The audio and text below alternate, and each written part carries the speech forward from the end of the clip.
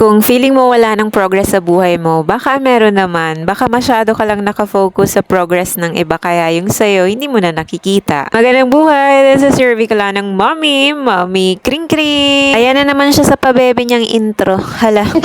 Pero bago natin nga pag-usapan yung progress, pag-unlad, pagsulong, eto nga muna at samahan nyo nga muna ako maglinis dito sa aming sala. Nagpalit na nga ako ng kurtina dyan mga mari, hindi nga muna tayo aesthetic for today's video dahil team green nga muna tayo. Apat na kurtina nga mga mari yung nilagay ko dyan pero biglang nagbago nga at binawasan ko nga ng isa dahil hindi pala ako masipag maglaba mga mari kaya ayan binawasan ko na. Hala.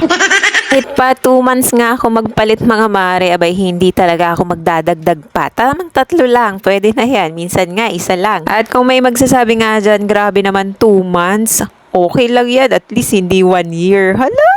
Tapos ko nga magpalit ng kurtina mga mare, eto't dumating na nga itong aking panganay. O diba, mayroon pa yan palambing-lambing dahil meron kang ginawang kasalanan. Pagkapasaway talaga mga mare, pati yung buhok mo sa baba, mamumuti. Hala! Ang paalam nga niyan mga mare, abay magbabasketball lang daw pero inabot ng umaga. Apakagaling.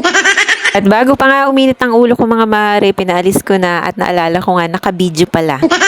Anyway, habang naglilinis nga ako mga mare, let's talk about progress. Hala, napapa-English pa yan siya. Totoo naman 'di ba? Pag naka-focus tayo sa progress ng iba, yung progress natin hindi na natin nakikita. Ganito meron ng bahay, si ganito meron ng kotse, tapos yung ganito nakakapunta na sa ganito, ganyan. Tapos manager na siya, mataas na yung position niya, teacher na siya, ganito, ganyan. Bakit?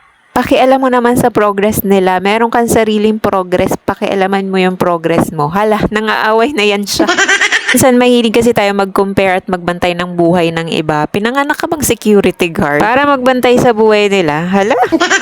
Baka kaya hindi tayo umuunlad o umuusbong o nagkakaroon ng progress kasi inaasam natin yung progress ng iba. Para matapos na rin nga ang usapang progress o pag-unlad, itigil na natin to. Basta ang bottom line, meron tayong kanya-kanyang pag-unlad. Pagan lang natin at iwasang mag-compare. Bumalik na nga tayo dito sa aking paglilinis para ma-enjoy naman talaga ninyo ang aking paglilinis. Hala. Bihira nga ako makapaglinis dito sa aming sala mga mari kaya eto't nilinisan ko na talaga ng todo-todo yan. Sobrang alikabok na rin talaga ng mga nakapatong dyan lalo na nga yung likod ng TV. Di pa naman po pwede na lagi maalikabok yan dahil mas madaling ang masira ang mga gamit kapag ka naalikabukan. Tapos kung nga maglinis dun sa may TV mga mari, pumunta na rin nga ako dito sa aking pinaka-pub na corner. Hindi ko alam mga mari kung bakit gandang-ganda ako sa area nito. Eto nga mga mari yung binidyohan ko at ginawan ko nga ng reels na umabot ng 159K.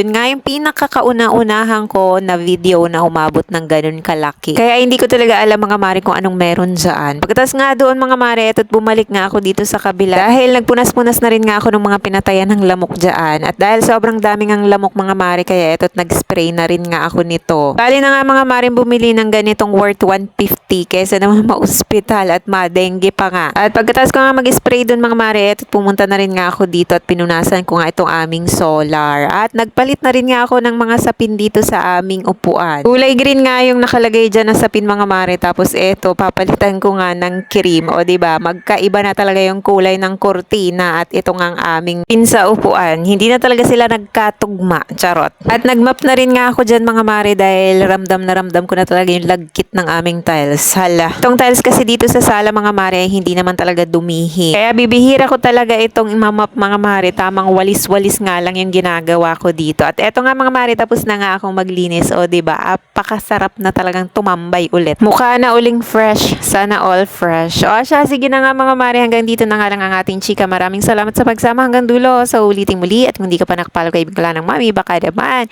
O siya, bye.